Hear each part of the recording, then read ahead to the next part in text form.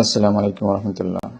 তো একটা ভিডিও নিয়ে আসলাম, দেখেন ইনফিনিক্স স্মার্ট 7-এর আপনার ইনকামিং কল বন্ধ হয়ে গেছে, ইনকামিং কল আসে না, আপনার আউটগোয়িং কল যায়, কথা হয়, সমস্যা নেই, যেই কল দেয় সেই পুরুষ কেটে যায়, দুঃখিত বলে, বিজি দেখেন।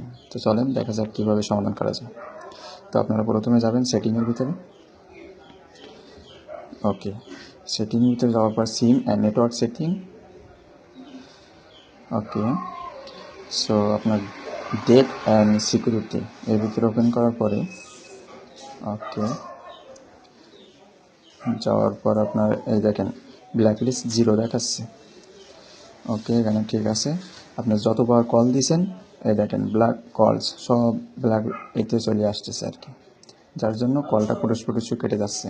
তো ওপরে দেখেন block numbers not and setting, আরেকটা আছে ব্লক আননন হেডিং নাম্বারস।